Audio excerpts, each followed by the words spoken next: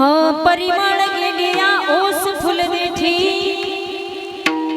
परिमळ गेलिया ओस फुल देठी, आयुष्या शेवटी देह तैसा, घडी घडी काळ वाट याचे पाहे, अजून किती आहे अवकाश, हाची अनुताप घेऊन सावध, हाची अनुताप घेऊन सावध, काहीतरी बोध करी म्हणा, एक तास उरला खटवांग राजाशी, भाग्यदशा कैसी प्राप्त झाली, सापडला हरी तयाला साधने, सापडला हरी तयाला साधने, एका जनार्दनी हरी बोला, हरिमुखी गाता हरपली चिंता, त्या नाही मागुता जन्म घेणे, समचरण सरोजम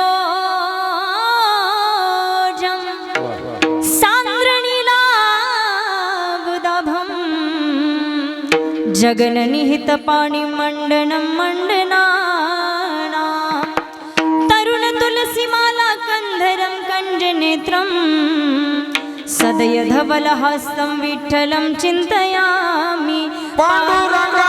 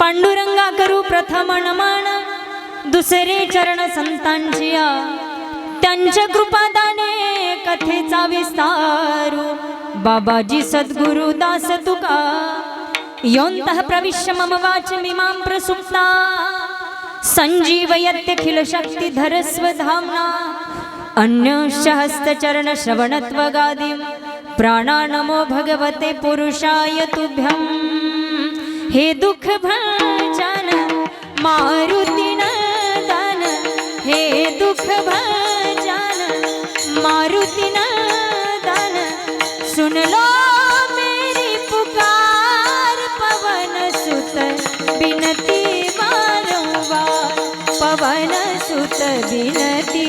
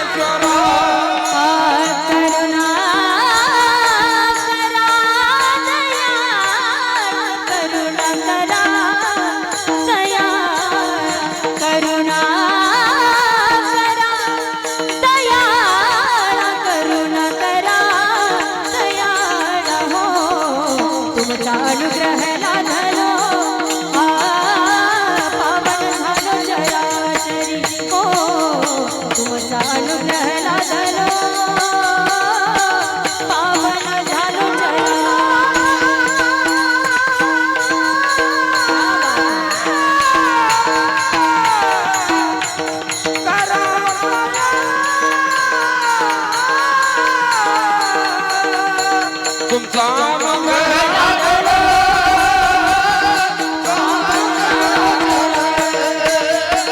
तुमचा मंगळ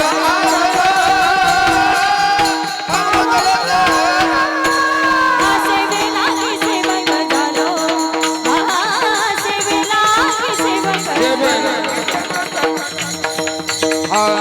सेवेला की सेवक झालो. तुमच्या लागलो निज चरणा, तुमच्या लागलो निज चरणा. अहो स्वामी तुमच्या देवा, यावरी न करावा अवे. तुमच्या लागलो निज चरणा, तुमच्या लागलो निज चरणा. अहो स्वामी तुमच्या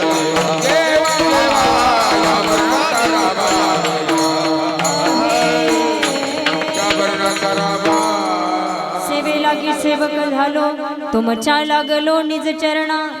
अहो स्वामी तुकया देवा, यावरी न करावा भेरू. मस्तक हे पायावरी या वारकरी संतांच्या. परिमळ गेली या ओस फुलदेठी, परिमळ गेली या ओस फुलदेठी. आयुष्या शेवटी देह तैसा, घडी घडी काळ वाट याची पाहे. अजून किती आहे अवकाश. प्रस्तुत प्राप्त प्रसंगी प्राप्त स्थळी कीर्तन रूपी सेवेसाठी घेतलेला अभंग. पैठण निवासी शांतीब्रह्म एकनाथ महाराज यांचा हा अभंग आहे. थोडासा आवाज द्या, थोडासा नॉर्मल बेस राहू द्या. नाथबाबा या अभंगामध्ये मनुष्य देहाची नश्वरता सिद्ध करतात आणि या मनुष्य देहाला आलेल्या या जीवाला उद्धाराचा संदेश देणारा हा अभंग आहे. विठ्ठल विठ्ठल विठ्ठल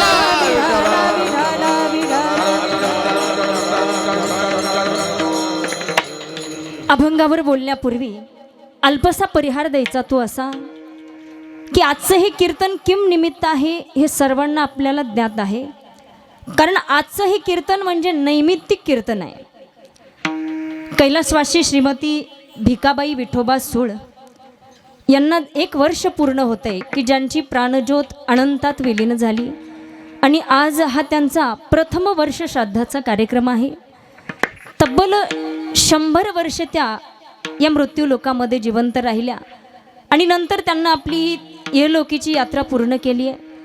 म्हणून त्यांच्या प्रथम वर्ष श्राद्धाच्या निमित्ताने त्यांचा संपूर्ण परिवार, त्यांची 6 मुलं तसंच त्यांच्या 3 मुली, श्री बापूराव विठोबा सूळ, कैलासवासी दासोबा विठोबा सूळ, कैलासवासी मुगुटराव विसोबा सूळ, तसेच श्री नाथाबा विठोबा सूळ, कैलासवासी रामचंद्र विठोबा सूळ, श्री लक्ष्मण विठोबा सूळ हे त्यांचे 6 चिरंजीव आहेत. आणि सौभाग्यवती किसनबाई दादा कराडे, तसेच सौभाग्यवती सोनाबाई पोपट मोरे आणि सौभाग्यवती द्रौपदाबाई दासोबा दादासो नरुटे असा हा यांचा सर्व परिवार आहे. आपल्या आईच्या मरणानंतर त्यांच्या स्मृती प्रत्यर्थ आई वडिलांच्या ऋणातून उतराई होण्यासाठी हा केलेला एक भावनिक प्रयत्न म्हणजे आजचं हरिकीर्तन. खरं सांगायला गेलं मैबाप कितीही काही केलं तरी आई वडिलांच्या ऋणातून आपण उतराई होऊच शकत नाही. अगदी आपल्या अंगाच्या चामड्याचे जोडे करून जरी माईबापाच्या पायात घातले ना तरी आई वडिलाच्या उपकारातून आपण उतराई नाही होऊ शकत. परंतु हा एक त्यांनी केलेला छोटासा भावनिक प्रयत्न आहे आणि हे कोणाच्याही आयुष्यात घडत नाही, हे कोणाच्याही श्राद्धाला घडत नाही. त्यासाठी जन्माला येणारी मुलं त्या मातेची कुसही पवित्र लागते आणि त्या मातेचं काहीतरी भाग्य पूर्वजन्मीचं सुकृत की त्यांच्या मरणानंतरही एवढा मोठा सोहळा होतोय. म्हणून सर्व सूळ परिवाराला मी मनापासून धन्यवाद देईल. आणि या कीर्तनासाठी उपस्थित सर्व माझ्या या कीर्तनाला शृंगारित करण्यासाठी महाराष्ट्रातील दिग्गज गुणीजन मंडळी, त्यामध्ये सुंदर अशी गोड ज्यांची चाल आपण ऐकली, आदरणीय हरिभक्तपरायण संगीत विशारद संगीत अलंकार संतोष महाराज माने या ठिकाणी उपस्थित आहेत. महाराजांनाही मनापासून धन्यवाद. तसेच उत्कृष्ट अशी चाल ज्यांच्या पाठीमागे ज्यांनी गायली आहे हरिभक्तपरायण बाळासाहेब महाराज शिंदे यांनाही मनापासून धन्यवाद. तसेच हरिभक्तपरायण, आता मुख्य नावं तुम्हीच सांगा पटकन मला. हरिभक्तपरायण डोंबाळे महाराज, डोंबाळे महाराज आहेत. येळे महाराज आहेत आणि सर्व पंचक्रोशीतून आलेली टाळकरी भजनी मंडळी, ग्रामस्थ टाळकरी भजनी मंडळी, विनेकरी बाबा आहेत, चोपदार बाबा आहेत आणि सर्व या कलियुगातील संत जनाबाई, मीराबाई सर्वांच्या चरणावरती नतमस्तक. आणि या कीर्तनाला सुंदर अशी पकवाजाची जे साथ करत आहेत मृदंग मार्तंड, मृदंग महामेरू. जेवढ्या पदव्या द्याव्या तेवढ्या कमी येतात. अगदी पोषक वाजवण आहे, जिथं जे पाहिजे तेच.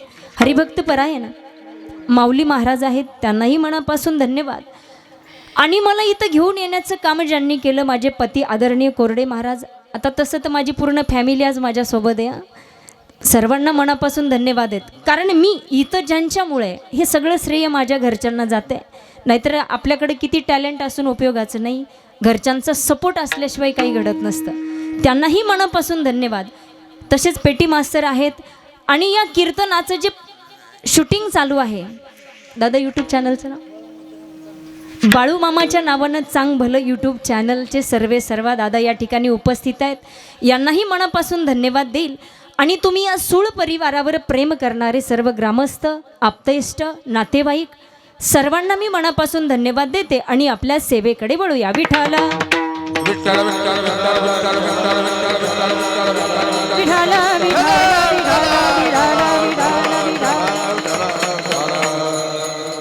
अभंग आहे शांतीब्रह्मनाथ महाराजांचा. नाथ बाबा या अभंगात या मनुष्य देहाची नश्वरता सांगतात की परिमळ गेली या ओस फुलदेठी, आयुष्या सेवटी देह तैसा.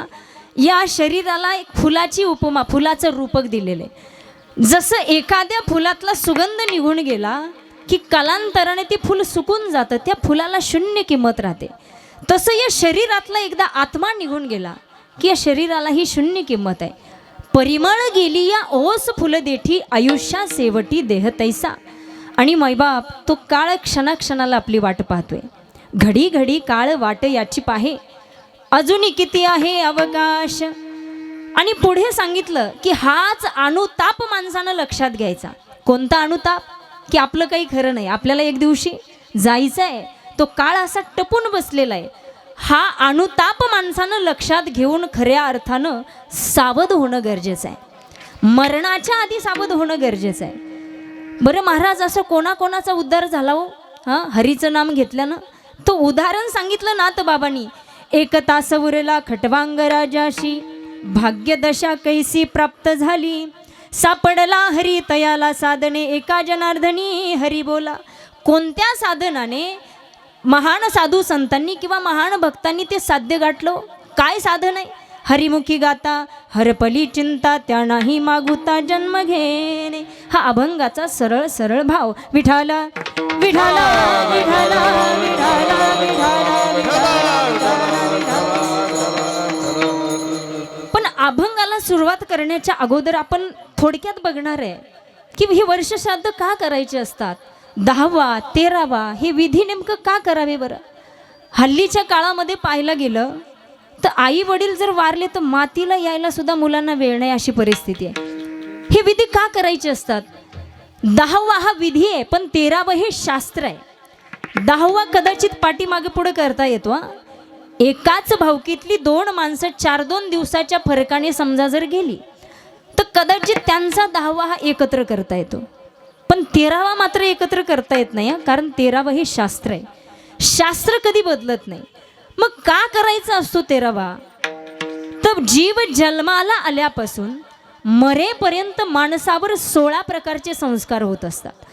त्यामध्ये 5 संस्कार हे आईच्या गर्भात असताना होतात. क्रिया नावाचा संस्कार आहे, गर्भ संस्कार आहे. असे 5 संस्कार आईच्या उदरात असताना होतात आणि बाकीचे राहिलेले हे जन्माला आल्यापासून मरेपर्यंत होतात. पण मला सांगा, हे 16च्या 16 संस्कार इथं बसलेल्यापैकी कोणावर झाले आहेत का? शक्यच नाही. आजकाल शास्त्र कोणी मानायला तयारच नाही. एवढंच काही माझ्यावरही नाही म्हणून हे 16 संस्कार आपल्यावर झालेले नाही आहेत. परंतु 16 पैकी 3 संस्कार हे प्रत्येक जीवावर होतात. कोणते 3 लक्षात ठेवा. एक आहे नामकरण. कोणताच व्यक्ती जन्माला आल्याबरोबर आपलं नाव सोबत घेऊन येत नाही. 12व्या दिवशी नामकरण केलं जातं, याला म्हणायचं नामकरण संस्कार. दुसरी गोष्ट आहे विवाह संस्कार. हा प्रत्येकावर होतो आणि तिसरा आहे मरणानंतर केला जातो तो अंत्येष्ट संस्कार. विठाला विठाला विठाला विठाला विठाला विठाला. म्हणून मला सांगा, आता हे 3 मुख्य संस्कार प्रत्येक जीवावर होतात, मग 16तून 3 बाजूला गेले, खाली किती राहिले? 13. म्हणून करतात ते 13वं. आता श्राद्ध का करायचं बरं? एकदा का माणसाचा 13वा झाला की हा जीव इथून मृत्यू लोकातून यम दरबारामध्ये जाण्यासाठी निघतो. पण या जीवाला डायरेक्ट यम दरबारामध्ये जाता येत नाही. वाटामध्ये अनेक अडथळे आहेत माईबाप, अनेक अडचणी आहेत. वाटेत एक वैतरणी नावाची नदी आहे आणि ती नदी पार करण्यासाठी जीवाला एका गायीची सहायता घ्यावी लागते. एक गाय त्याला सहकार्य करते. ती गाय आहे कामधेनू नावाची गाय. परंतु ती गाय प्रत्येक जीवाला सहाय्य करत नाही. ज्याच्या जीवनात काहीतरी दान झालेलं आहे, ज्यानं काहीतरी दान केलंय, भले ते अन्नदान असेल, गोदान असेल, म्हणून तर आपल्याकडे 10व्याला गाय दान करण्याची पद्धत आहे. तर ती वैतरणी नावाची नदी पार करण्यासाठी या जीवाला एकूण 48 दिवस लागतात. मग पहिले 13 आणि हे 48 किती झाले? 13 आणि 48 61 दिवस. 61व्या दिवशी हा जीव वैतरणी नदी पार करून पलीकडे जातो आणि त्या नदीपासून यम दरबारात जाण्यासाठी या जीवाला एकूण 39 दिवस लागतात. मग पहिले 61 आणि हे 39 100व्या दिवशी हा जीव यम दरबारामध्ये जाऊन पोहोचतो. आणि मग आपण जीवनामध्ये केलेलं चांगलं कर्म, वाईट कर्म याचा सर्व लिखावा कुठे असतो? चित्रगुप्ताकडे. आपण केलेलं जे काही वाईट कर्म असेल, चांगलं कर्म असेल, आपलं जे काही गुप्त चित्र आहे ते गुप्त चित्र रेखाटण्याचं काम चित्रगुप्त करतात. आणि मग या सगळ्या केसचा निकाल लागण्यासाठी एकूण 265 दिवस लागतात. आता पहिले 100 आणि हे 265 किती झाले? 365. मग वर्षाचे दिवस किती? 365. म्हणून करतात ते श्राद्ध. विठाला विठाला विठाला विठाला विठाला विठाला. परंतु ऐका, हे वर्ष श्राद्ध करण्याचा अधिकार त्याच मुलाला आहे. कोणाला? ज्यानं जिवंत असताना माई बापाची सेवा केली, बस त्यानंच वर्ष श्राद्धनी हे बाकीचे विधी करावे. अरे जिवंत असताना माई बापाला पोटाला पोटभर खायला दिलं नाही आणि मरणानंतर कितीही मोठे सोहळे केले, किती काही केलं, बुंदीच्या पंक्ती जरी उठवल्या तरी त्या व्यर्थ आहेत. या नंतर घातलेल्या पंक्ती तुम्ही आम्ही पाहुण्या रावळ्यांनी कावळ्यांनीच खायच्या. माईबाप परत खायला येत नसतात. माईबाप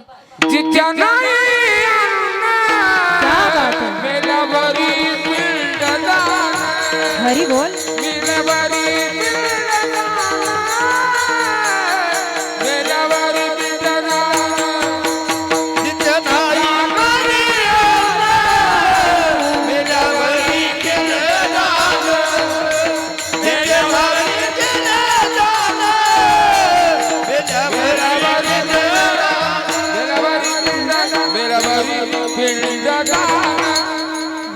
जिथे नाही अन्न मेल्यावरी पिंडदान.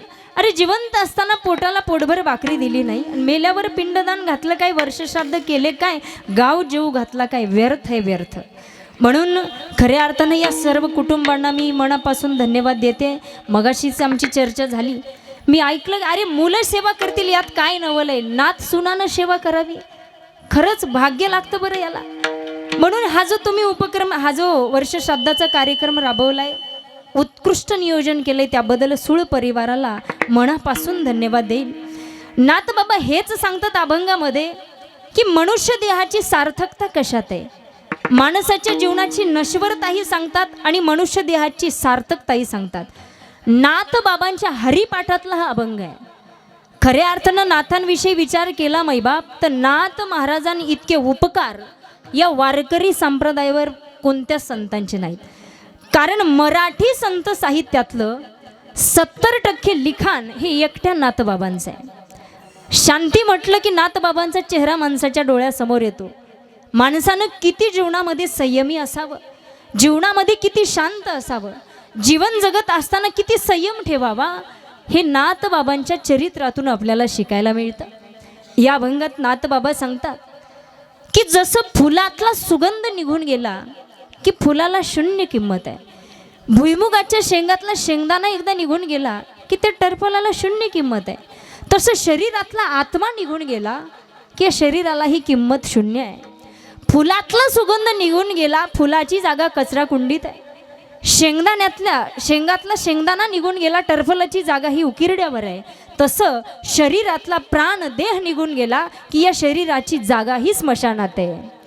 लक्ष येला ठाव स्मशानीचा, झाला प्रेतरूप शरीराचा भाव, लक्ष येला ठाव स्मशानीचा.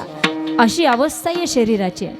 म्हणून साधू संतांनी सांगितलंय की जरी या शरीरातला, या शरीररूपी फुलातला सुगंध जरी निघून गेला ना मैबाप, जीवन जगत असताना असं काही कर्तृत्व करा, असं काही कर्म करा, जेणेकरून आपला सुगंध कीर्ती रूपाने पाठीमागे उरावा. उत्तमाची उरे कीर्ती मागे,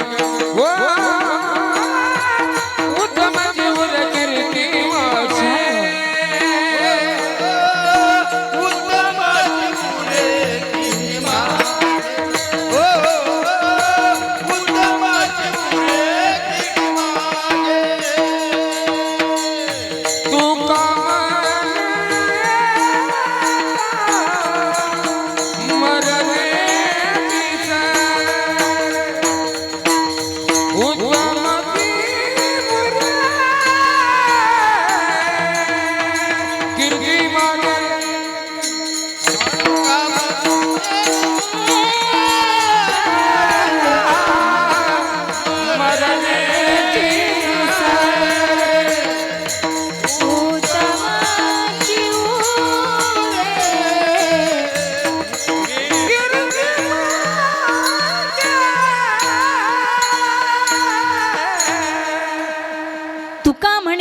मरणेची सरे उत्तमची उरे कीर्ती मागे.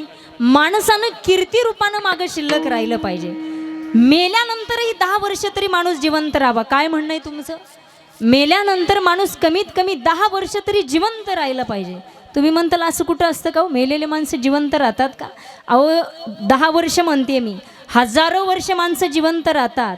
मला सांगा 750 वर्ष जवळजवळ झाली ज्ञानेश्वरांना जाऊन समाधी घेऊन, 450 वर्ष झाली तुकोबरांना, आजही त्यांच्या नावाचा जयघोष होतोय ना. म्हणून माणसानं मरणानंतरही जिवंत राहावं, असं काहीतरी कर्म करावं. आयुष्य फार थोडे मैबाप. आपल्या या माणसाच्या जीवनाला, आयुष्याला म्हणतात ना मर्यादा नाही, किंवा मरणाला आयुष्य नाही असं म्हणता येईल. एखादा जीव जन्माला आल्याच्या अगोदरही मरू शकतो, एखादा जीव जन्माला आल्यावर मरू शकतो. काही माणसं भर तारुण्यात मरू शकतात, काही माणसं 100 वर्ष होईपर्यंत जिवंत राहतात. मग मरणाला आयुष्य आहे का? कोणा दिवस येईल कैसा, कोणा दिवस येईल कैसा, नाही देहाचा नाही देहाचा बरबरता. कोणा दिवस येईल कैसा, कोणा दिवस नाही देहाचा बरबरता, नाही देहाचा बरबरता.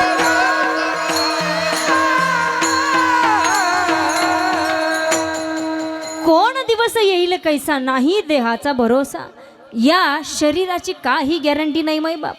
अजिबात आपण शाश्वती देऊ शकत नाही आपण किती वर्ष जगू. म्हणून इथंच जीवन जगत असताना जन्म आणि मरणाच्या मधला जो काळ आहे ना, तो असा जगायचा की तुम्ही जिवंत असताना जर लोक तुमच्या चरणावर दंडवत घालत असतील, तुमच्या चरणावर लोटांगण घालत असतील आणि म्हणत असतील की अरे असा माणूस आमच्या गावात नाही गड्या, मला सांगा तुम्ही इथंच स्वर्गात आहेत. याच्यापेक्षा वेगळा स्वर्ग काय आहे? मरणानंतरचा स्वर्ग आणि मरणानंतरचा नरक कोणी पाहिलाय? आणि तुम्ही जर इथंच असं आयुष्य जगत असाल की घरच्यांनी तुमच्या मरणाचा नवस करावा, काहीही खाऊन काहीही पिऊन लोक आयुष्य बरबाद करतात. मला सांगा इतकं जनावरासारखं आयुष्य जर आपण जगत असू तर याच्यापेक्षा वेगळा नरक काय आहे? म्हणून शरीर आपलं हे आयुष्य म्हणजे एक चित्रपट आहे मैबाप. प्रत्येकाला देवानं हे पार्ट दिलेत वेगळे वेगळे. आपण ते पार्ट चांगलं निभवायचं आहे. इतकं चांगलं निभवायचं, इतकं चांगलं निभवायचं की मरणानंतरही लोकांनी म्हणावं वा काय चित्रपट होता. इतकं सुंदर आयुष्य जगायचं आहे. म्हणून नाथ बाबा सांगतात, भल्या माणसा, अरे या मनुष्य देहाची काही गॅरंटी नाही, म्हणून तर हरिमुखी गाता हरपली चिंता. काय केलं पाहिजे? त्या हरीचं स्मरण केलं पाहिजे. माणसानं काही गोष्टींना विसरता कामा नये. कोणत्या कोणत्या गोष्टीत ऐका. एक, माणसानं देवाला विसरायचं नाही. दोन, माणसानं संतांना विसरायचं नाही. नंबर 3, माणसानं देवाच्या नामाला विसरायचं नाही. नंबर 4, माणसानं जन्मदात्या आई बापाला कधी विसरायचं नाही. आणि नंबर 5, माणसानं मरणाला कधी विसरायचं नाही. विठाला विठाला विठाला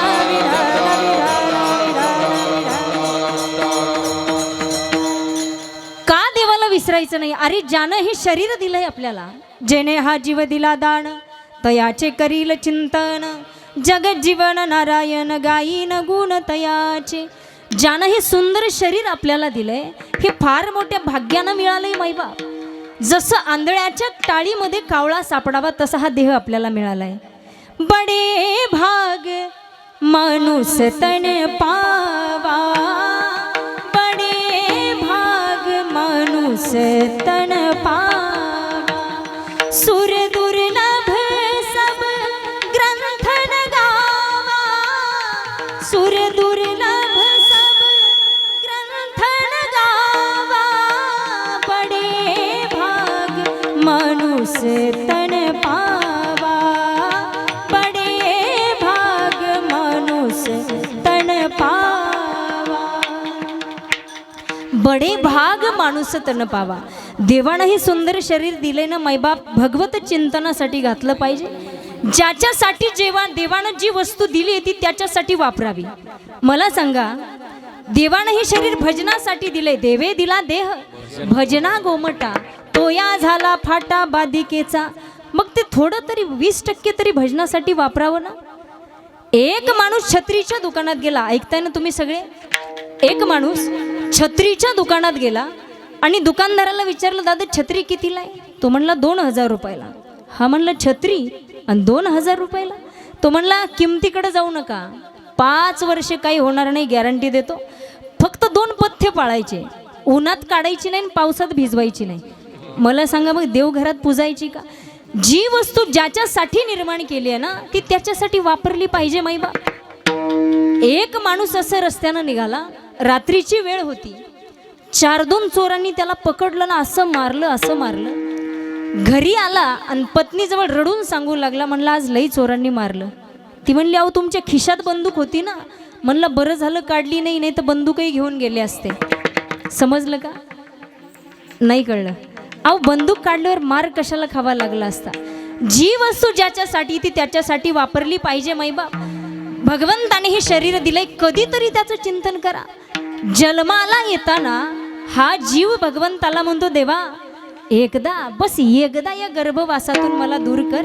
एक वेळ करी क्या बात आहे. या तुका वेळ, एक वेळ करी या तुका वेळ, क्या बात आहे.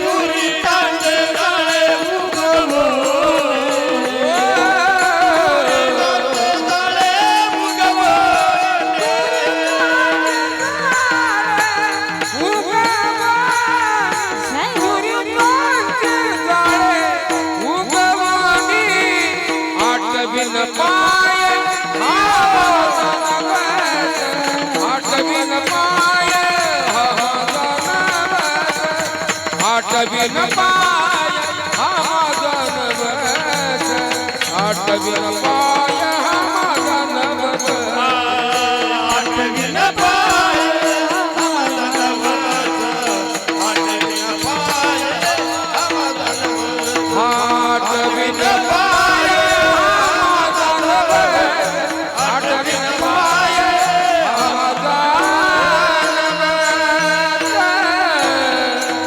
नवस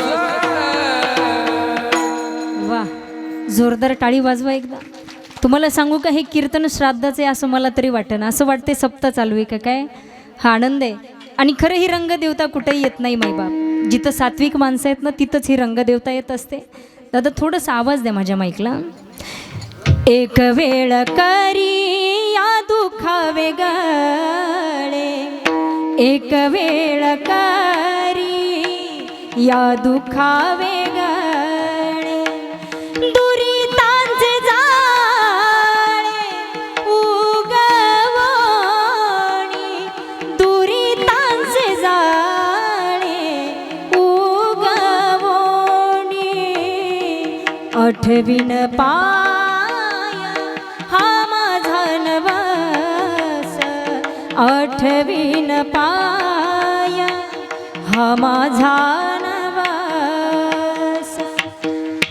हा जीव जन्माला येताना म्हणतो देवा बस एकदा या गर्भवासाच्या दुःखातून दूर कर मला, आयुष्यभर तुझं चिंतन करीन. पण माणूस इतका बदमाश आहे ना, जन्माला आल्यावर माणसं देवच मानायला तयार नाहीत. ही मोठी शोकांतिका आहे. आजची शिकलेली पिढी, सुशिक्षित पिढी देवच मानायला तयार नाही. पण ऐका, जर देव नाही हे प्रत्येकानं ठरवलं ना मैबाप, देवाचं अस्तित्वच तुम्ही जर नाकारलं तर परिस्थिती अशी निर्माण होईल, जिथं बकरे उलटे लटकवल्या जातात ना तिथं माणसं लटकवल्या जातील. ही वेळ यायला जास्त काळ लागणार नाही. कारण हे त्रेतायुग नाही, हे द्वापार युग नाही, हे कलियुग आहे. कलियुग बरोबर आहे ना. म्हणून तुम्हाला देवाचं अस्तित्व नाही नाकारता येत मैबाप. कुठंतरी भजन पूजन कीर्तन कथा चालू आहेत म्हणून सगळं ठीक आहे, नाही तर परिस्थिती अवघड होणार आहे. हा जीव देवालाच नाकारतोय, देवच लोक मानायला तयार नाहीत. पण या सूळ परिवाराला मी खरंच मनापासून कौतुक करेल की शिक्षणासोबत अध्यात्म जपणारी ही माणसं आहेत. आणि ही खरी काळाची गरज आहे. विज्ञानाच्या विरोधातली माणसं आम्ही नाही आहोत, पण अध्यात्मापासूनच विज्ञानाचा जन्म हे नाकारता येत नाही. बघा तुम्ही, कापूस हे अध्यात्म आहे, कापसापासून निर्माण होणारा कपडा हे विज्ञान आहे. बरोबर आहे ना. सोनं हे अध्यात्म आहे, सोन्यापासून घडणारे अलंकार हे विज्ञान आहे. म्हणून विज्ञानही मानलं पाहिजे ना अध्यात्मही मानलं पाहिजे.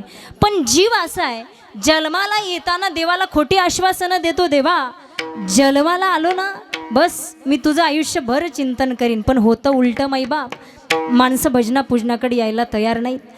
जी माणसं जन्माला येतात ना व्यर्थ आपला जन्म घालतात ना, जे धर्माच्या कामी येत नाही, देशाच्या कामी येत नाही, जे देवाचंही चिंतन करत नाही, मी तर म्हणते त्यांचा जन्माला येऊन हेलपाटा झाला असं म्हणता येईल. माणसानं एक तर देव देश आणि धर्मासाठी जगलं पाहिजे, आपलं जीवन व्यतीत केलं पाहिजे, नाही त्या गोष्टीसाठी मरू नका. वृंदावनवासियांच्या मुखातलं फार सुंदर वाक्य आहे. ब्रजवासी म्हणतात, कोई किसी के चाल पे मरता है, कोई किसी के बाल पे मरता है, कोई किसी के माल पे मरता है, मगर असली मरना तो ये है जो जशोदा के लाल पे मरता है. माणसानं मरावं तर अशा गोष्टींसाठी. म्हणून देवाला विसरता कामा नये. अरे ज्यानं हे सुंदर शरीर आपल्याला दिले, कशासाठी हे इंद्रिय दिले देवाने? नरदेह दुर्लभ जाना, शतवर्षाची गणना, त्यामध्ये दुःख यातना, तुम्ही आठवा मधुसूदना.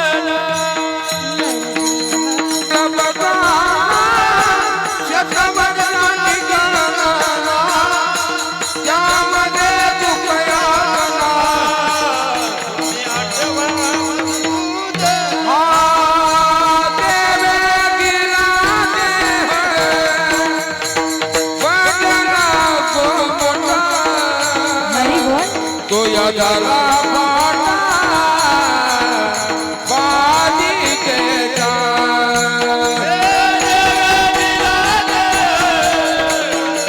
भजला तो मोठा तो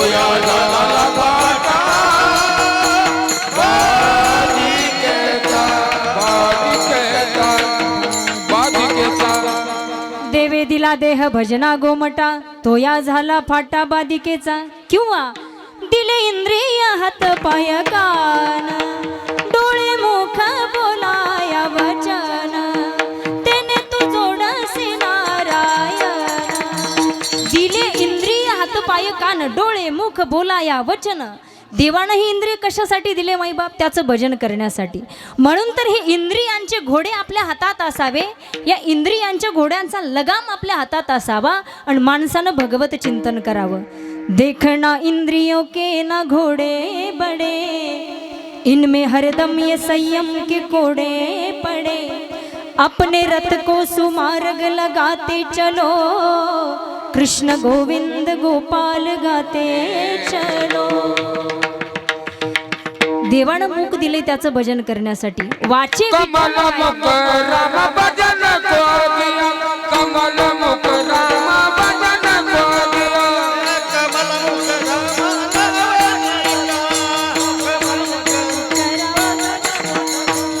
कमल मुख राम भजन को दिया, कमल मुख राम भजन को दिया. कमल मुख राम भजन को दिया, कमल मुख राम भजन. खाया पिया सुख से सोया, खाया पिया सुख से सोया. ना समाना कोया, कमल मुख राम भजन को दिया. कमल मुख, कमल मुख, कमल मुख राम भजन को दिया, भजन को दिया, भजन को दिया. कमल मुख राम भजन को दिया. देवानं हे मुख कशासाठी दिले? किंवा वाचे विठ्ठल गाईन. देवानं कान कशासाठी दिले? तुम्ही ऐका रे कान माझ्या विठोबाचे गुण. हातपाय कशासाठी दिले मैबाप? या पायाची हाताची सार्थकता कशात आहे? फार सुंदर वर्णन केलेले ऐका. हे आँख वो जो शाम का दर्शन किया करे, है शीश जो प्रभु चरण में वंदन किया करे. बेकार वो मुख है जो रहे व्यर्थ बातों में, बेकार वो मुख है जो रहे व्यर्थ बातों में. मुख वो है जो हरि नाम का सुमिरन किया करे, मर कर भी अमर नाम हो जिस जीव का जग में. प्रभु प्रेम में बलिदान जो जीवन किया करे, ऐसी लागी लगन मेरा हो गई मगन, ऐसी लागी लगन मेरा हो गई मगन.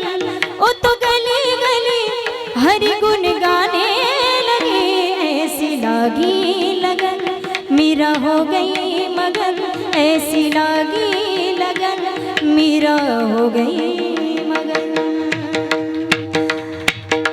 म्हणून नाथ बाबा सांगतात हरिमुखी गाता हरपली चिंता. म्हणून देवाला कधी विसरायचं नाही. दुसरी गोष्ट माणसानं संतांना कधी विसरायचं नाही. का? वाईट मार्गाला चाललेला समाज, दिशा भटकलेल्या समाजाला योग्य दिशा दाखवण्याचं काम संत करतात. म्हणून माणसानं संतांना विसरायचं नाही. विठ्ठल विठ्ठल विठ्ठल विठ्ठल विठ्ठल विठ्ठल. परंतु संत म्हणायचं कोणाला हा प्रश्न आहे माईबाप. या कलियुगामध्ये कोणाला संत म्हणावं? कलियुगामध्ये अगदी बोटावर मोजण्या इतकीच माणसं आहेत ज्यांना आपण संत ही उपमा देऊ शकतो. त्यामध्ये मी खऱ्या अर्थानं कुरेकर बाबांचं नाव घेत असते. अगदी मोजकी माणसं आहेत ज्यांना आपण संत सज्जन म्हणू शकतो. काय आहे साधूची व्याख्या? काय आहे संतांची व्याख्या? गळ्यामध्ये मोठ्या माळा घातल्या म्हणजे संत होत नाही. समोर समोर या सगळे पटकन या, पुढे पुढे. पाठीमागून येणाऱ्याला जागा राहू द्या. समोर सरका. विठ्ठल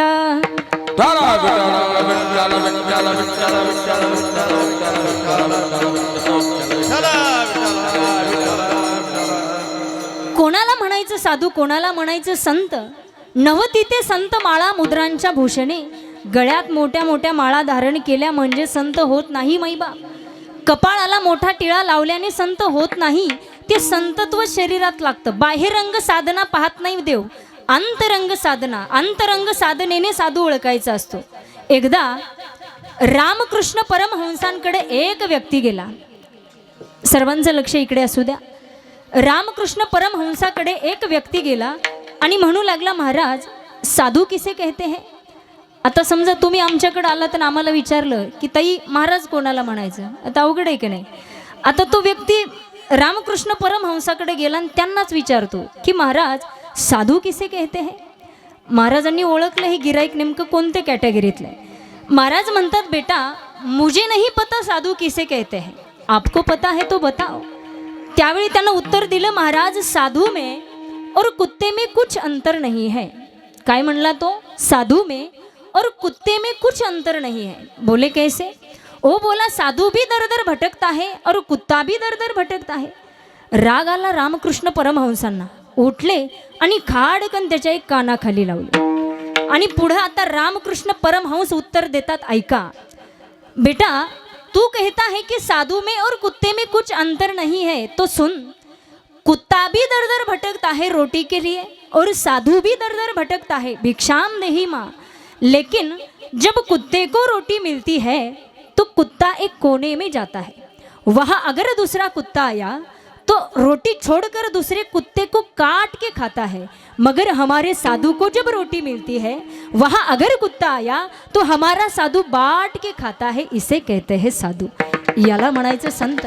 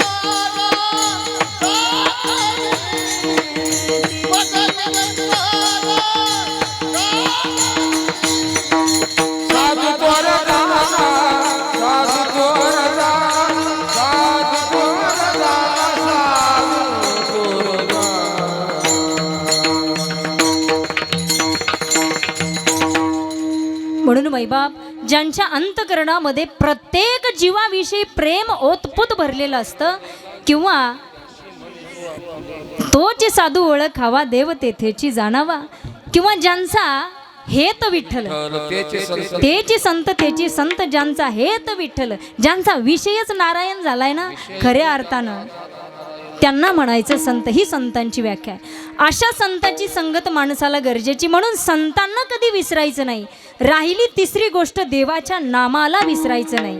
देवाचं नाम घेतल्यानं मैबाप माणूस जन्म मरणातून मुक्त होतो. आणि जर तुम्ही नामाला विसरलात तर परिणाम काय होतो. विसरली दया थोर झाली हानी पटत नखानी गौराईजीच्या पटत नखानी गौराईजीच्या विसरली दया थोर झाली हानी पटत नखानी गौराईजीच्या पटत नखानी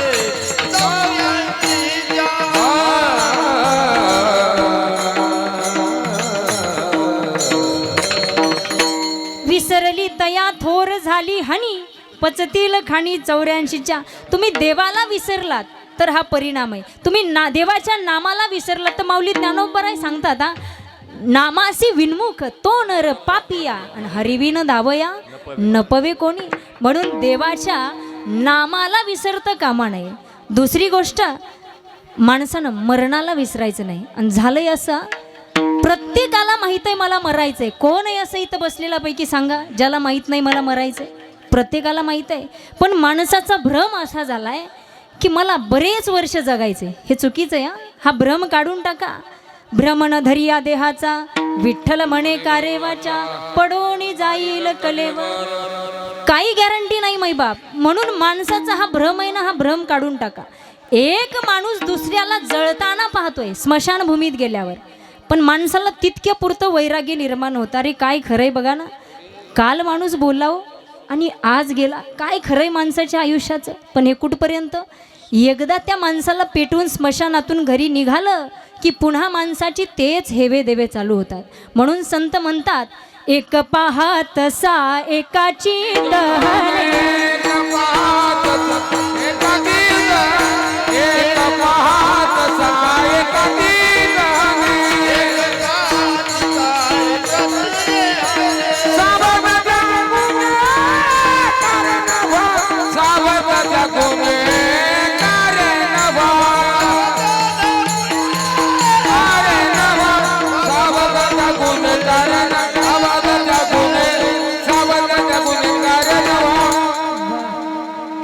एक पाहत असा एकाची दहणे. एक दुसऱ्याला जळताना पाहतोय मैबाप, तरी माणसं सावध व्हायला तयार नाहीत. मग माणसाला मरण तर टाळता येत नाही. मरण ही अटळ आहे, मरण ही निश्चित आहे, ठरलेलं आहे. जगत में कोई न परमनंट. फार सुंदर रचना केलेली आहे. जगत में कोई न परमनंट, तेल चमेली चंदन साबुन चाहे लगा लो सेंट. जगत में कोई न परमानंट, जगत में कोई न परमानंट. इथं परमनंट राहण्यासाठी कोणीही आलेलं नाही. उपजल्या पिंडा मरण सांगाते, उपजल्या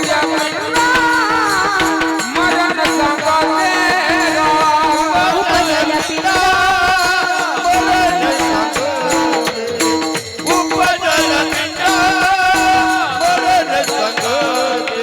मरती उपजती सवेती तेरा, मरती उपजती सवेती लक्ष 84 जी करा सोडवर, लक्ष 84 करा सोडवर,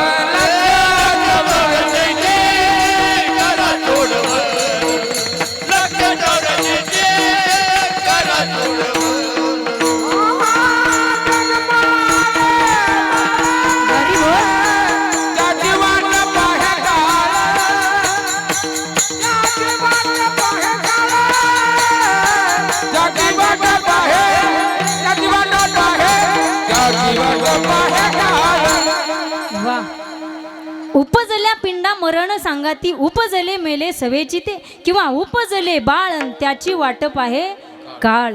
इथं जन्माला आलेला माणूस मरण हे निश्चित आहे. जसं आपण मोबाईल घेतला, मोबाईल सोबत चार्जर फुकट आहे. पकवास घेतला, पकवासासोबत गट्टे फुकट येतात. तसं जन्म घेतला की मरण फुकट आहे. विठाला विठाला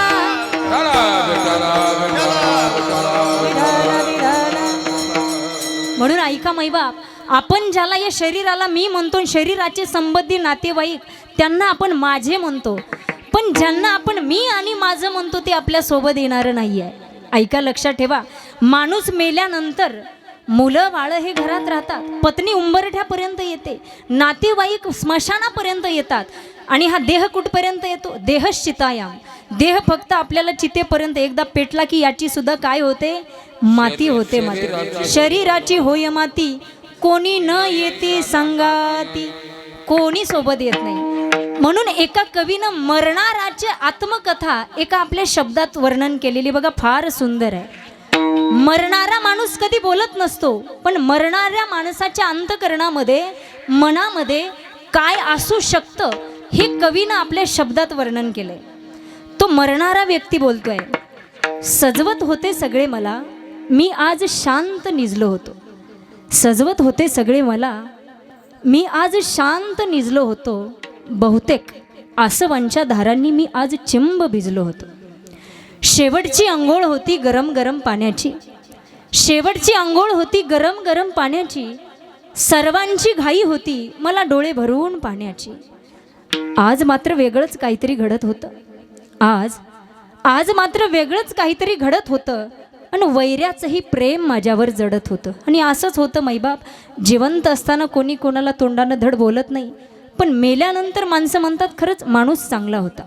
आज वेगळंच काहीतरी घडत होतं, वैऱ्याचंही प्रेम माझ्यावर जडत होतं. 4 लाकडं आणा म्हणजे मग भागेल, 4 लाकडं आणा म्हणजे मग भागेल. आणि आपल्यांनीच विचारलं अजून किती वेळ लागेल. सरणावर राहूनही मी माझं मौन पाळलं होतं, सरणावर राहूनही मी माझं मौन पाळलं होतं, कारण माझ्यांनीच मला जाळलं होतं. म्हणून मैबाप, ज्यांना आपण मी माझं म्हणतो हे आपल्यासोबत येणार नाही. हे माता पिता बंधू मायावी, जय हो. कोणी न पावती निर्वाणी. माता पिता बंधू मायावी, कोणी न पाविते कोणी. हाय जगत जनतेचे, हे तो सुखाची मांडणी.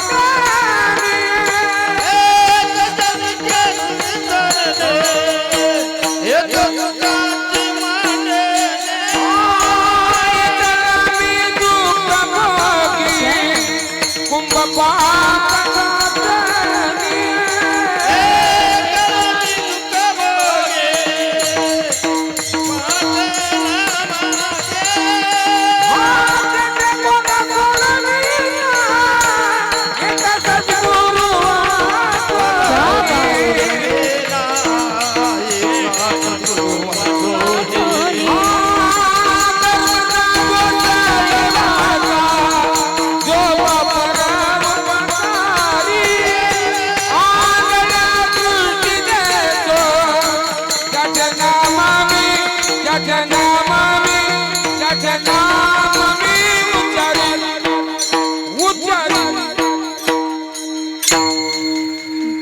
हा परत सांगा.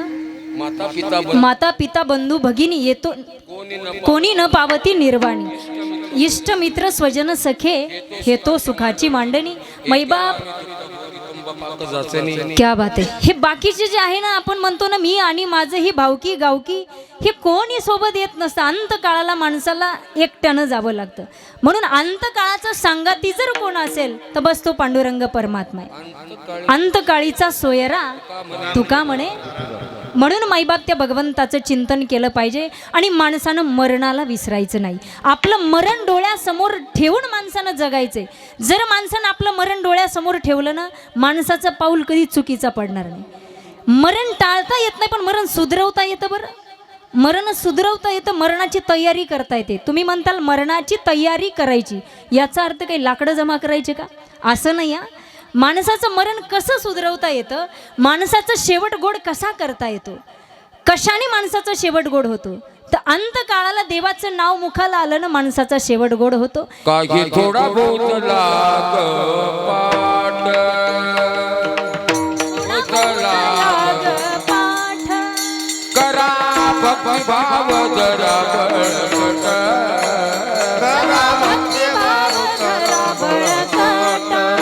तन मन ज्ञान ज्याला भोगी अडीट.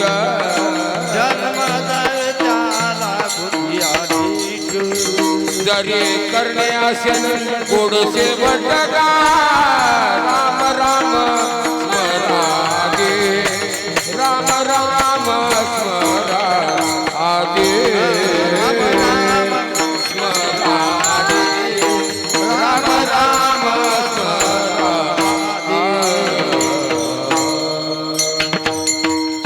काही थोडा बहुत लागपाट, करा भक्ती भाव, धरा भक्ती भाव जरा बळकट. बळकट. तन तन मन ध्यान लावोनिया नीट, जरी करणे असेल गोड शेवटगा, राम राम स्मरादी. म्हणून माणसाला शेवट गोड करायचं असेल तर देवाचं स्मरण करावंच लागतं. दुसरी गोष्ट, तुम्ही जे काही जीवनात कर्म कराल, भले तुमचा व्यवसाय असेल, तुमचं कोणतंही कर्म असू द्या, ते देवाला धरून जर असेल ना माईबाप, तर ते शेवट गोडच होत असतं. मांस चर्म हाड. आता मांस गोड झालं म्हणतात साधू संत. कसं काही मांस गोड झालं? मांस खाणं चुकीचं आहे का चांगलं आहे? हो, मांस खाणं चांगलं आहे का वाईट आहे? वाईट आहे ना. तुम्ही काहीच माना हलवणार, नेमकं चांगलं आहे का वाईट आहे? मांस खाणं हे चुकीचं आहे. पण तरी सुद्धा साधू संत म्हणतात मांस गोड झालं. कसं झालं? सजन कसं, याचं नाव तुम्ही ऐकून आहे. सजन नावाचा कसाई होता आणि त्या तो कसाई असताना त्याचा व्यवसाय मांस विकण्याचा असताना देखील त्याच्या गळ्यात 2-2 तुळशीच्या माळा होत्या. आणि एवढा पांडुरंगाचा निश्चिम भक्त आहे, एवढी भक्ती की सतत मुखामध्ये देवाचं नाव आहे, श्री विठ्ठल श्री विठ्ठल श्री विठ्ठल. आणि त्या भक्तीमुळं साक्षात त्या पांडुरंग परमात्म्याला सजन कसायाला मांस विकू लागण्यासाठी यावं लागलं. मग मला सांग, मांस गोड झालं नाही का? दुसरी गोष्ट, हाडं गोड झाली हो. ज्यावेळी मंगळवेढ्याला भिंत कोसळली आणि त्या भिंतीमध्ये चोखोबा मरण पावले, हे कळालं भगवंताला. आणि देव म्हणतात, नामदेव महाराजांना देव म्हणतात, नामा मंगळवेढ्याला जा आणि माझा भक्त तिथं त्या भिंतीमध्ये मरण पावलाय, त्याची हाडं घेऊन ये, पंढरपूरला त्याची समाधी बांधायची. नामदेव महाराज म्हणतात, देवा अहो तिथं अनेक माणसं त्या भिंतीत मेली आहेत, तुमच्या भक्ताची हाडं मी ओळखणार कशी? म्हणले सोपं आहे, ज्या हाडातून विठ्ठल विठ्ठल नावाचा ध्वनी येईल ना, ती हाडं माझ्या चोखोबाची आहेत. आणि गेले नामदेव महाराज मंगळवेढ्याला, चोखोबांची हाडं आणली. आजही तुम्ही पंढरपूरला गेलात तर आधी चोखोबांच्या समाधीचं दर्शन होतं. हा महिमा आहे. म्हणून हाडं सुद्धा गोड झाली, मांस चर्म हाड. आणि माणसाला आपल्या जीवनाचा जर शेवट गोड करायचा असेल ना, कोणाचा शेवट गोड होतो? हां, एकादशीला मरणाराचा का सोमवारी मरणाराचा? असं काही नाही माईबाप. ह्या तिथीचा आणि मरणाचा संबंध नसतो. एखादी पेनारी व्यक्ती असते, पेनारा माणूस असतो, पण तो एकादशीला मरतो, मग तो का सद्गतीला जातो का? नाही. किंवा एखादा चांगला वारकरी वाईट तिथीला मरतो, मग तो का अधोगतीला जातो का? नाही माईबाप, त्याला देवाच्या चरणाजवळच जागा मिळते. म्हणून मरणाचं एकादशी आणि सोमवारावर अवलंबून नाही. मग शेवट कशाने गोड होतो? तर माणसाचा देह देव देश आणि धर्मासाठी पडावा. जर या मनुष्य देहाची सार्थकता फक्त आणि फक्त घर बांधण्यातच असती तर मला सांगा, चिमण्यासुद्धा घरटं बांधतात ना. हां, जर मनुष्य जन्माची सार्थकता संसार करण्यामध्ये, मुलं जन्माला घालण्यामध्येच असती तर डुकराला काही कमी पिलं असतात का? नाही माईबाप. या मनुष्य देहाची सार्थकता एवढी संकुचित नाही आहे. ज्यानं देवदेश धर्मासाठी जीवन व्यतीत केलं ना, त्यांचा शेवट गोड होतो. जे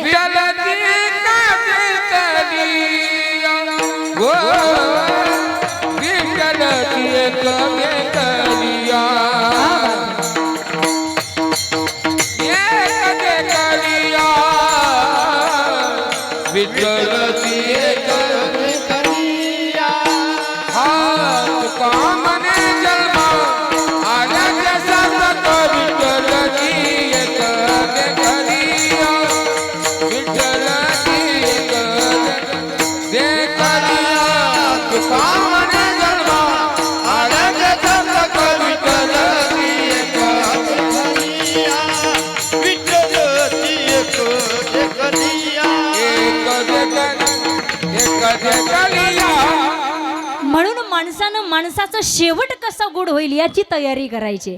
अरे आज जर हे सीमेवरती शहीद झालेले जेवढे जवान आहेत ना, खऱ्या अर्थाने मी त्यांचा शेवट गोड झाला असं म्हणेन. दुसरी गोष्ट, आज जर इथं वीर भगतसिंग असते तर त्यांच्या मुखातलं काय वाक्य असलं असतं माहित आहे? भगतसिंग म्हटले असते, कोई नाम शौहरत के लिए मर गए, कोई जात पात के लिए मर गए. कोई नाम शौहरत के लिए मर गए, कोई जात पात के लिए मर गए, कोई पैसों के लिए मर गए, कोई 2 गज जमीनों के लिए मर गए. अगर आज होते वीर भगत सिंह तो कह देते यार सुखदेव हम किस कमीनों के लिए मर गए. म्हणून माणसानं कधीतरी देवदेश धर्मासाठी आपलं जीवन व्यतीत करावं. आणि हा संप्रदाय, वारकरी संप्रदाय याचीच माणसाला जाण करून देतोय. म्हणून माईबाप, आयुष्य हे फार थोडं आहे. हे मधला काळ कसा जगायचा ना, बस एवढंच आपल्या हातात आहे. एवढं सुंदर जगा, एवढं सुंदर जगा की गेल्यानंतर 4 लोकांच्या तरी डोळ्यात पाणी यावं, इतकं सुंदर जगा. म्हणून नाथ बाबा, या मनुष्य देहाची नश्वरता आणि या मनुष्य देहाची सार्थकता अभंगाच्या प्रथम चरणात सांगतात.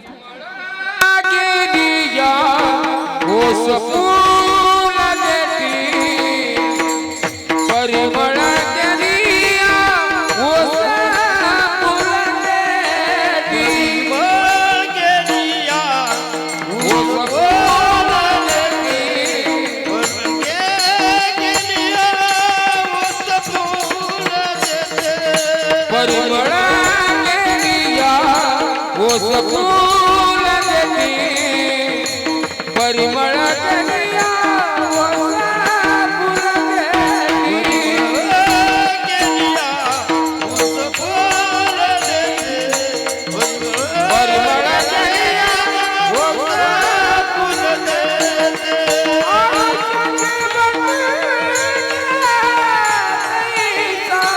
आयुष्याचे बंधू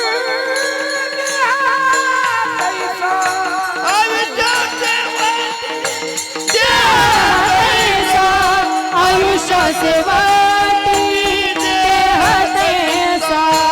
हरी मुक्ती गाता हर पाणी चिंता हरी मुक्ती गाता हरी मुक्ती गाता हर पाणी चिंता हरी मुक्ती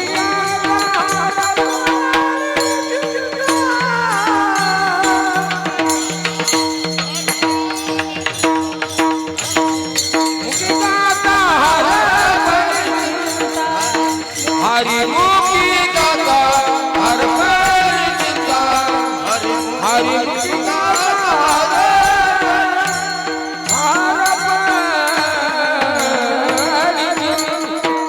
म्हणून माईबाप माणसानं या गोष्टीला कधी विसरायचं नाही. राहिला आपला 5वा मुद्दा, माणसानं कधी माय बापाला विसरायचं नाही. अरे ज्यानं हे आयुष्य आपल्याला दिले, ज्यानं जन्म दिलाय, त्या माय बापाला कधी विसरू नका. जीवनामध्ये कितीही कमवलं ना माईबाप, जीवनामध्ये तुम्ही कितीही यश प्राप्त केलं, भले तुम्ही कोणत्याही पदावर गेलात, कितीही प्रॉपर्टी कमावली, पण त्या प्रॉपर्टीला किंमत तेव्हाच आहे जोपर्यंत आपल्या बापाची कौतुकाची थाप आपल्या पाठीवरती पडत नाही आणि जोपर्यंत आपल्या आईचे कौतुकाचे 2 शब्द कानावर पडत नाही, तोपर्यंत माणसाला ते यश वाटत नसतं गड्या. कितीही तुम्ही काही कमवलं, चाहे जितने मैं पैसे कमा लूं, चाहे जितने मैं पैसे कमा लूं, असली दौलत तो माता पिता है, असली दौलत तो माता पिता है. चाहे जितना मैं मंदिर में जाऊं, चाहे जितना मैं मंदिर में जाऊं, असली भगवन तो माता पिता है, असली भगवन तो माता पिता है. साया माँ बाप का है जरूरी, उनके बिन जिंदगी है अधूरी.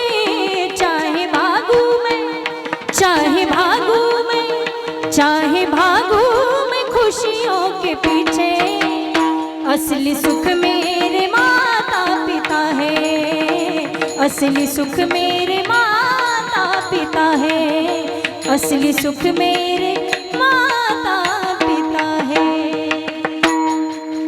म्हणून जन्मदात्या माय बापाला विसरू नका. हल्लीच्या काळामध्ये पाहायला गेलं ना मायबाप, एवढं अवघड झालंय.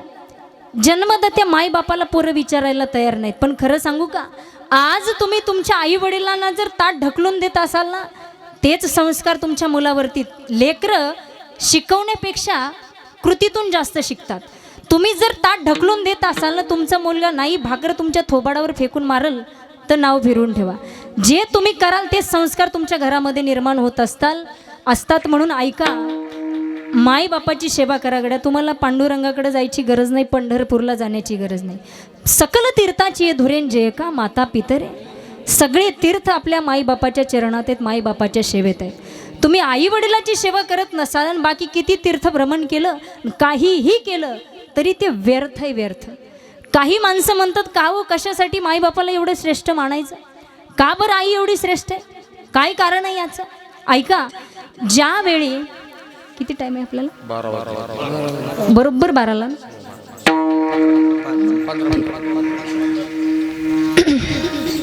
विठ्ठल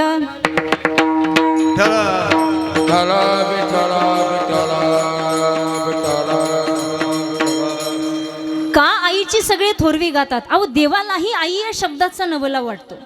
आई या शब्दाची, आई या शब्दाची वाटते देवालाही नवलाई. साक्षात पंढरीचा विठ्ठलही स्वतःला म्हणे विठाई. अहो, देवालाही आईचा हेवा वाटला. साक्षात श्रीकृष्ण परमात्म्याने सुद्धा मा यशोदेला आई म्हणून हाक मारावी. विश्वाचा जनिता म्हणे यशोदेशी माता. देवालाही आई या शब्दाची नवलाई आहे. एवढंच नाही तर एकदा स्वामी विवेकानंदाकडे एक माणूस आला आणि स्वामी विवेकानंदांना विचारलं, महाराज का बरं आईची थोरवी लोक गातात, का बरं आई एवढी श्रेष्ठ आहे? विवेकानंदांनी त्याला उत्तर काहीच दिलं नाही. सांगितलं, हे बघ, तुझ्या गळ्यातला रुमाल काढ, त्याच्यामध्ये एक दगड बांध आणि तो रुमाल तुझ्या कमरेला बांध आणि मला 2 दिवसानं परत भेटायला ये. त्या माणसानं त्या रुमालामध्ये तो दगड बांधला, आपल्या कमरेला बांधला आणि 1 दिवस नाही 2 दिवस नाही तर तो अर्ध्याच तासात परत आला आणि महाराजांना म्हणलं की महाराज, अहो मी तुम्हाला प्रश्न विचारलाय, आई का श्रेष्ठ आहे आणि तुम्ही काय म्हणला हे ओझं माझ्या कमरेला बांधून ठेवलंय. स्वामी विवेकानंद सांगतात, बाळा तेच उत्तर आहे माझ्या तुझ्या प्रश्नाचं. अरे ज्या आईनं 9 महिने 9 दिवस तुला उदरामध्ये वागवलं, तिला तुझं कधीच ओझं नाही झालं बाबा, आणि तुला एका अर्ध्या तासामध्ये या दगडाचं ओझं झाले. हीच आईची थोरवी आहे. म्हणून म्हणावं वाटतं, आज या मातोश्री आपल्यातून गेल्या आहेत. बघा, व्यक्ती एकच गेलेली आहे, पण प्रत्येकाशी नातं भिन्न आहे. ते कोणाच्या आई आहेत, कोणाच्या आजी आहेत, कोणाच्या आत्या आहेत, वेगवेगळं नातं आहे. माणूस असेपर्यंत माणसाला किंमत वाटत नाही, पण गेल्यानंतर मात्र ती माणसं परत पाहायला मिळत नाहीत. ढगाआड गेलेला सूर्य दिसत नाही माईबाप, तसं माती आड गेलेली ढगाआड गेलेला सूर्य पुन्हा दिसतो, पण माती आड गेलेली माणसं पुन्हा पाहायला भेटत नाहीत. म्हणून आईविषयी बोलावं तितकं थोडं आहे.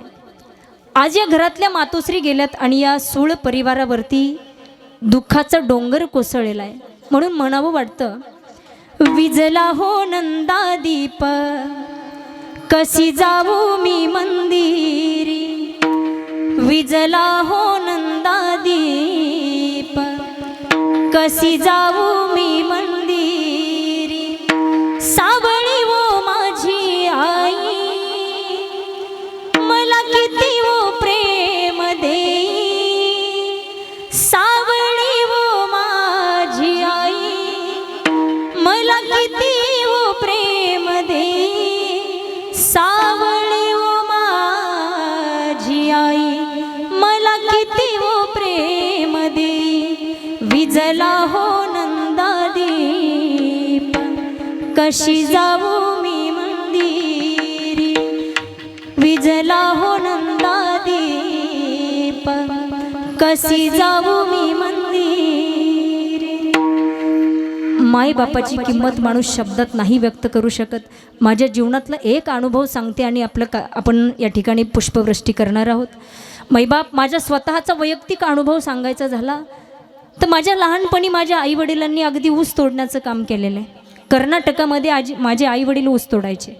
पण आज थोडं दुर्दैव आहे की ज्या कर्नाटकामध्ये माझे कथा कीर्तनं होतात, ज्या कर्नाटकामध्ये माझा मोठा भाऊ विमानानं मीटिंगला जातोय, हे दिवस पाहण्यासाठी माझे वडील नाहीत. फक्त याचं मला थोडं खंत वाटते. म्हणून माणसानं आहे तोपर्यंत माणसाची किंमत केली पाहिजे गड्या. मरणानंतर कितीही काही केलं ती माणसं पुन्हा परत येत नसतात. म्हणून या परिवाराला मी पुन्हा एकदा मनापासून धन्यवाद देईल की अगदी तुम्ही तुमच्या आईच्या स्मरणार्थ, त्यांच्या स्मृती प्रत्यर्थ, त्यांच्या आठवणींना उजाळा देण्यासाठी हा जो कार्यक्रम आयोजित केलेला आहे. खरंच आज मातोश्रीवरून आशीर्वाद देत असतील की खरंच माझी कूस आज पवित्र झाली, मी कसल्या मुलांना जन्म दिलाय. पितर आशीर्वाद देत असतात माईबाप अशा मुलांना. तुका म्हणे पितरू आशीर्वाद देतील, कल्याण इच्छिती तयाकुळा. म्हणून मध्ये सांगितलंय की तो काळ क्षणाला वाट पाहतोय. घडी घडी काळ वाट याची पाहे, अजूनही किती आहे अवकाश. तो काळ क्षणाक्षणाला आपली वाट पाहतोय. काल व्याल मुख ग्रास, त्रास निर्णाशे हेतवे.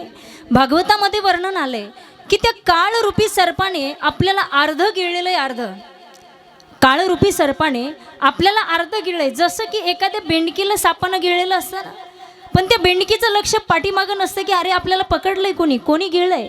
तिची झेप मात्र समोरच्या किड्यावरती असते. अगदी तशी अवस्था आपली झाली आहे माईबाप. आपण काळाच्या जबड्यात आहोत. फक्त आता काळाने तोंड मिटकायचं राहिलंय, एवढा फक्त अवधी आहे. नाथ बाबा सांगतात की तो काळ आपल्याला टपलेला आहे. घडी घडी काळ वाट याची पाहे, अजूनही किती आहे अवकाश. हाच अनुताप माणसानं लक्षात घ्यायचा आहे आणि खऱ्या अर्थानं सावध होणं गरजेचं आहे. माणसानं मरणाच्या अगोदर सावध झालं पाहिजे, नंतर सावध होऊन उपयोग नाही. पूर निघून गेल्यानंतर धरण बांधण्यात अर्थ नाही. चोर निघून गेल्यानंतर सावध होण्यात अर्थ नाही, तसं मरण एकदा आलं की पुन्हा सावध होण्यात काय अर्थ आहे. म्हणून मायबाप असं काही धन कमवा, असं काही धन कमवा जेणेकरून हे धन फक्त इथंच नाही तर परलोकातही कामाला आलं पाहिजे. करा हरिभक्ती परलोकी येईल कामा, सोडविल यमा पासोनिया. करा हरिभक्ती परलोकी येईल कामा, सोडविल यमा पासोनिया. असं धन कमवावं, रामनामरूपी धन कमवा. तुम्हाला जन्म मरणाच्या फेऱ्यामध्ये पुन्हा यावं लागणार नाही. ह्याच अनुताप माणसानं लक्षात घ्यायचा आणि सावध व्हायचंय. सावध केलं प्रत्येक संतांनी, जाग केलं समाजाला. जगजोगी जगजोगी जग जाग बोलती हरी बोल. जगजोगी जगजोगी जग जाग बोलती. हे जगजोगी जगजोगी जगजोगी जगजोगी जाग जाग बोलती. क्या बात है.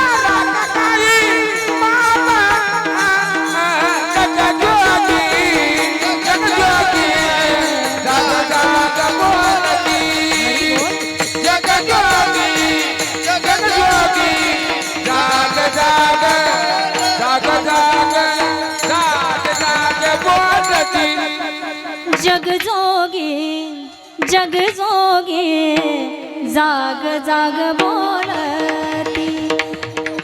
सांगू का, खरं सांगायचं म्हणजे काकड्यातले प्रमाण देण्यासाठी ती साधनाच झालेली लागते. हा, काकड्यातले प्रमाण कोणी देऊ शकत नाही, पाठांतरातलंच माणूस लागतो त्याला. जगजोगी जगजोगी जाग जाग बोलती. जाग केलं संतांनी, आता तरी जागे व्हा. आता जागा रे भाईनो जागा.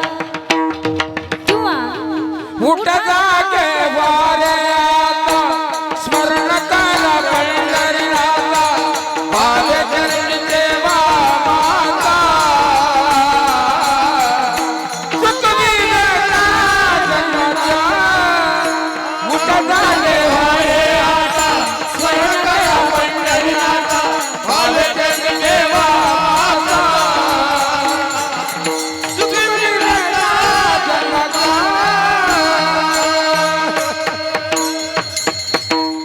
उठा जागे वारे आता, स्मरण करा पंढरीनाथा, भावे चरणी ठेवा माथा. चुकवी व्यथा जन्माच्या, धनदारा पुत्र जन. साधू संतांनी आपल्याला जाग केले. अरे बाबा, या जन्म मृत्यूच्या फेऱ्यात पडायचं नसेल तर जाग व्हा. आता तरी जागे व्हा. जाग केलं, जाग सावध व्हा.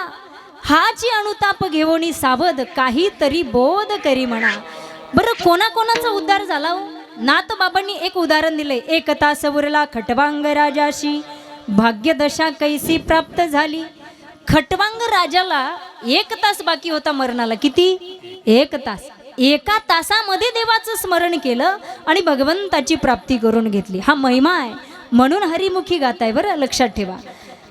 साधू संतांनी वेळोवेळी या समाजाला सावध केलं, पण माणसं सावध व्हायला तयार नाही. संतांनी सोपा मार्ग सांगितला. तुम्हाला त्या साध्यापर्यंत जायचंय ना, अगदी सोपा मार्ग आहे. हरिमुखी गाता. काय अवघड आहे हो हरिमुखी गायला? सोपं आहे ना हरी हरी म्हणणं. तरी जर तुम्हाला पटत नसेल, तरी सुद्धा तुमच्या लक्षात येत नसेल, तर नाथ बाबा सांगतात आमच्या बापाचं जाणार नाही, तुम्ही तुमचं अनहित करून घेताय, एवढं लक्षात ठेवा.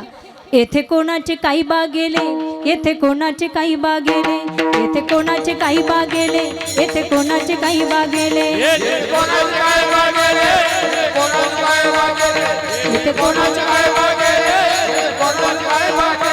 येथे कोणाचे काही बा गेले, येथे कोणाचे काही बा गेले, येथे कोणाचे काही बा गेले, येथे कोणाचे काही बा गेले.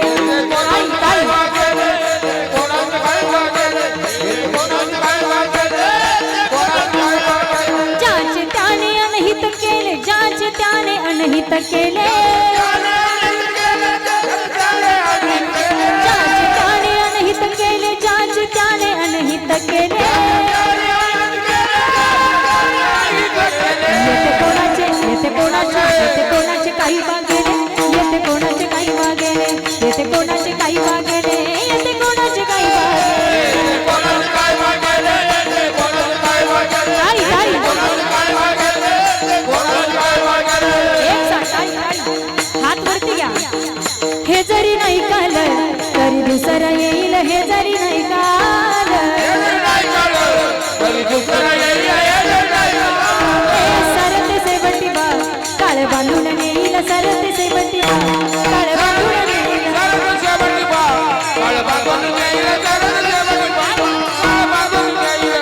हे एका जनार्दनी आमचे काही बजाईला एका जनार्दनी आमचे काही बजाईला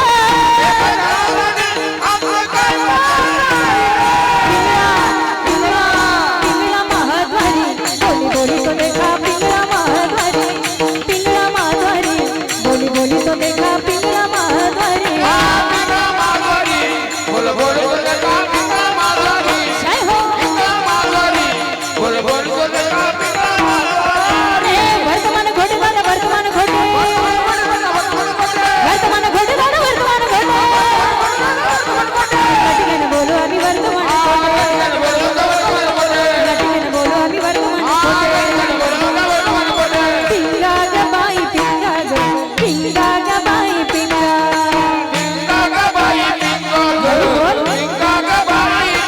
हे पिंगा ग बाई पिंगा ग बाई पिंगा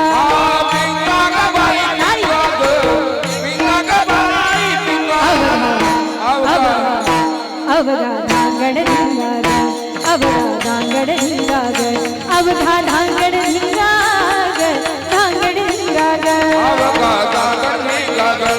जय हो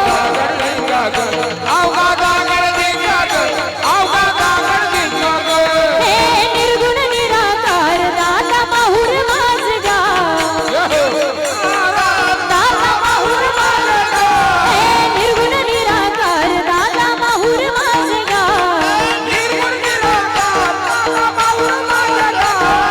शकुन शकुन शकुन शकुन शकुन सांगा बया आहे अमाई माझं नाव शकुन सांगा बया आहे अमाई माझं नाव हरी बोल अहम वाघ्या सोहम वाघ्या प्रेम नगरवारी सावध होऊन भजनी राजा देव करा कैवारी